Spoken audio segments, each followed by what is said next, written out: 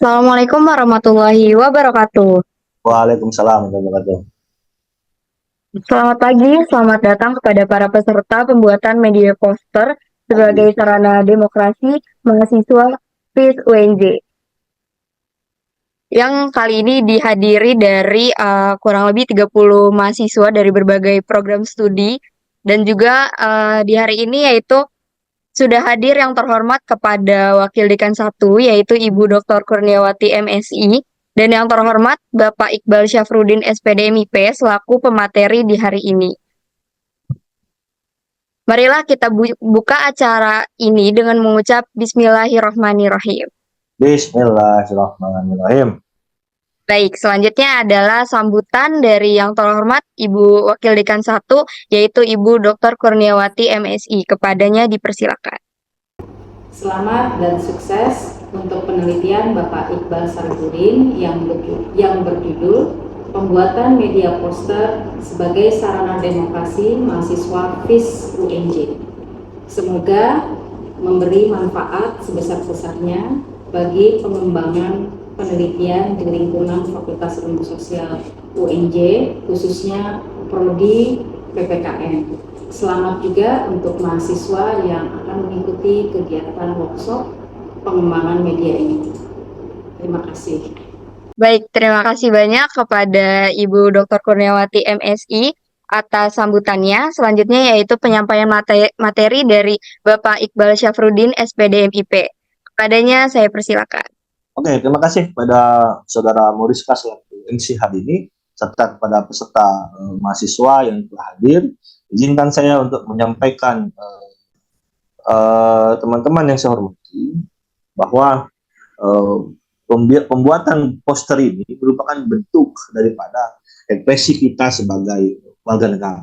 Nah, sebenarnya bahwa perang poster itu dimulai pada rangkaian abad 19, yaitu bentuk seni, ya, bentuk seni bagaimana memprotes bentuk kekuasaan di Eropa. Dan memang yang paling terkenal pada poster yang paling kontroversi adalah bagaimana penggunaan poster ini sebagai propaganda sehingga muncul yang namanya perang duit besar. Jadi salah satu rangkaian paling besar adalah bagaimana peperangan itu pun dimulai oleh daripada rangkaian poster. Dan ini sangat mengerikan. Dan beberapa pergerakan-pergerakan bahkan di Timur Tengah sekalipun itu pun berawal dari media sosial, meme dan sebagainya. Itu bagian daripada bentuk ekspresi kegiatan kita sebagai warga negara. Nah, yang berikutnya teman-teman, bahwa poster juga kenapa penting sebagai teman-teman adik-adik selaku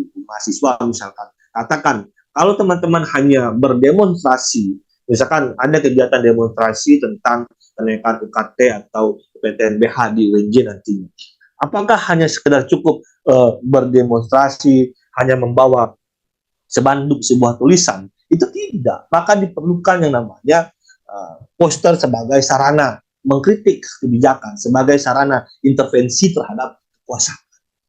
Macam-macam gambarnya. Nah, misalkan kalau kita buat itu ada namanya PTNBH, entah PTNBH itu digambarkan sebagai bangunan, lalu ada orang miskin lewat. Nah, itu kan bentuk mengkritik bahwa oh ternyata PTNBH itu dilarang untuk orang miskin dan berkuliah, kan seperti itu. Nah, ini penting. Nah, bahwa poster juga itu bentuk kolektif perlawanan, bentuk kolektif aktivisme mahasiswa atau orang yang berdemonstrasi terhadap soliditas antar kesatuannya, apalagi dalam ruang digital. Nah, ruang digital ini pun kita cukup menggambar, kita posting, bedakan. Jadi artinya apa? Poster pun memasuki sarana dunia baru. Ketika media poster sebagai sarana demokrasi, orang berdemonstrasi dengan menunjukkan, menggambarkan bahwa, tapi hal ini bisa media itu atau poster kita atau gambar kita dimasukkan ke dalam postingan Facebook, Instagram dengan dunia yang baru, itu bentuk kritik juga banyak sekali.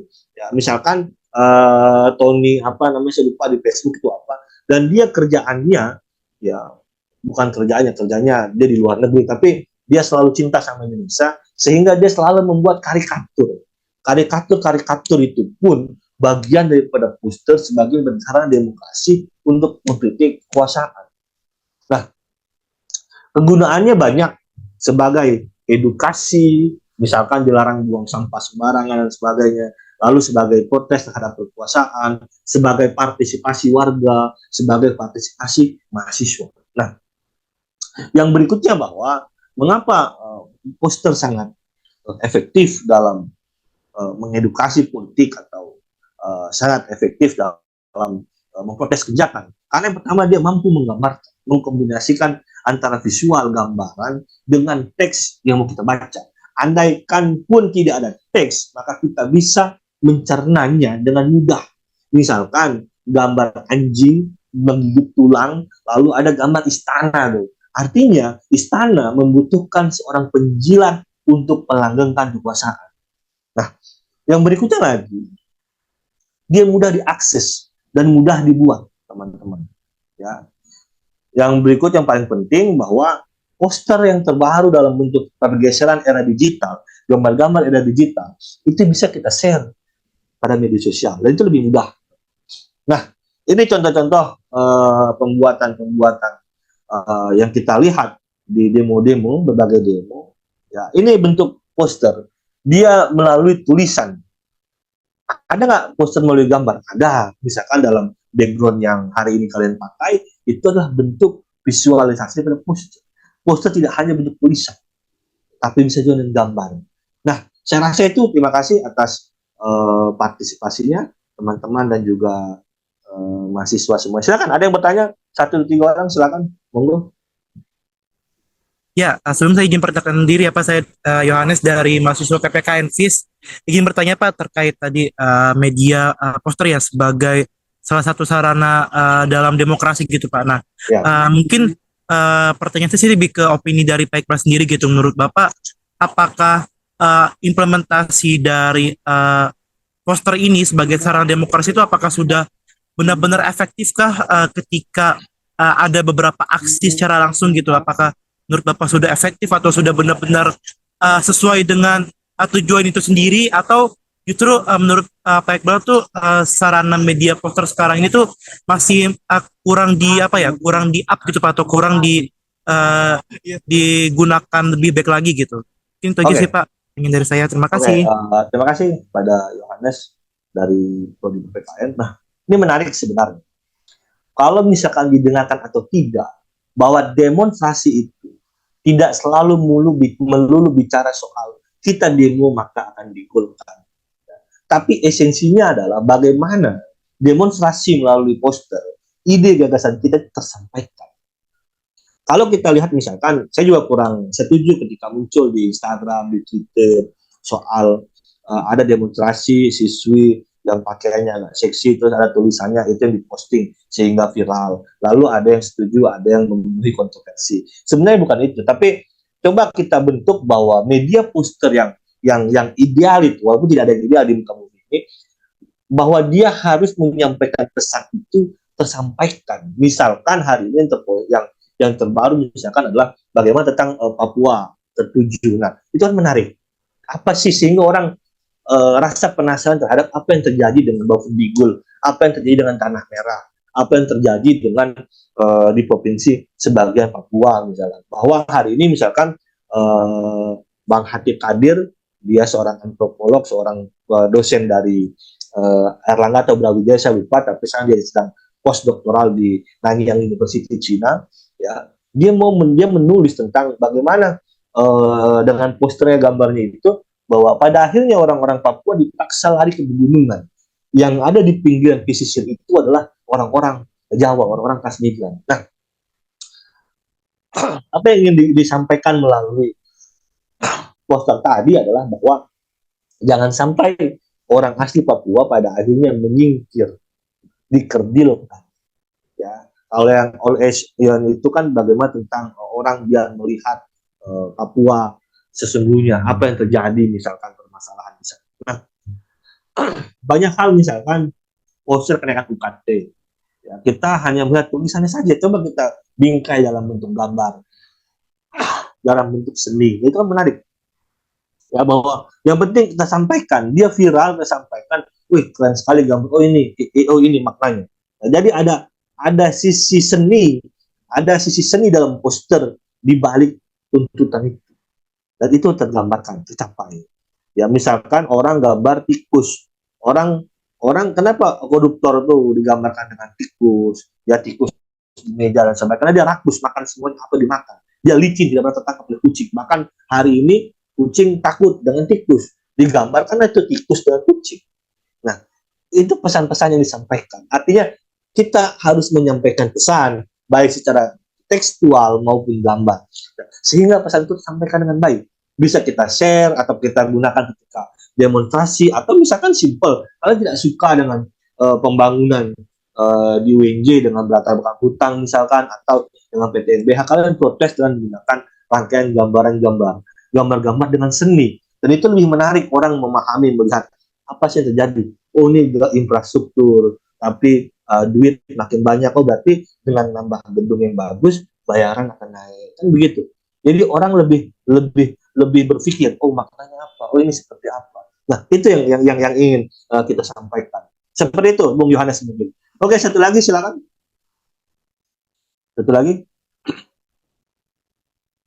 Dava perwakilan silakan. Baik Bapak, saya izin untuk bertanya Ya. mengenai apa yang tadi Bapak jelaskan di dalam PPT tentang poster itu. Ada nggak sih Pak etika dan estetika yang harus ada dan dilarang dalam membuat poster untuk melakukan aksi gitu Pak? Oke, terima kasih. Nah, ini menarik. Karena kita sebuah negara yang memiliki undang-undang ITE, lalu ada undang-undang pencemaran nama baik, maka sebaiknya poster itu pun harus dijauhi dengan gambar-gambar yang memang mirip. Nah, ini nggak bahaya. Jadi kalau mau gambar Pak Jokowi, jangan mirip gambar Pak Jokowi. Gambar apa aja, Pinocchio kah, atau apa. Ingat ketika media Tempo dilaporkan, tidak bisa dia dianggap menghina presiden. Karena gambarnya itu bukan gambar Pak Jokowi. Walaupun istilah kelembagaan adalah Pak Jokowi. Nah, jadi hati-hati. Ya, yang kedua dalam etika, ya, attitude, etika, ya, terus nilai dan moral, dan mungkin moral itu sewajarnya kita dalam berdemonstrasi. Nah, yang berikutnya adalah dalam Anda menyampaikan kritik misalkan, lalu Anda tidak boleh menempel gambar orang dalam internet, berbahaya. Ya. Jadi usahakan bahwa Anda membuat poster, Anda berdemonstrasi, itu adalah karya Anda. Bukan karya hasil download dari internet, lalu Anda pajang. Jangan. Ya. Gambarlah sendiri. Ya. Jadi itu lebih bagus. Dan perlu diingat dalam pembuatan poster juga harus Anda cerdas. Saya kasih contoh misalkan, bahwa negara Indonesia bukan negara yang liberal. Negara Indonesia negara yang berdemokrasi. Nah ini kan jadi bahan leluconan. Berarti dia nggak paham antara liberal dan demokrasi. Dengan demokrasi. Jadi dalam membuat poster pun harus cerdas. Jangan sampai membuat poster kalimat tulisan itu membuat Anda terlihat bodoh di mata orang yang paham terhadap isu-isu yang disampaikan. Ya. Saya rasa seperti itu, Mas Dava ya. Oke, saya rasa cukup. Pada moderator, silakan berikutnya ditutup. Baik, terima kasih kepada Bapak Iqbal atas penyampaian materi yang sangat bermanfaat untuk kita semua. Dan terima kasih juga untuk para mahasiswa yang sudah aktif bertanya pada sesi materi di hari ini. Dengan berakhirnya sesi tanya jawab ini, maka berakhir pula acara kita di hari ini.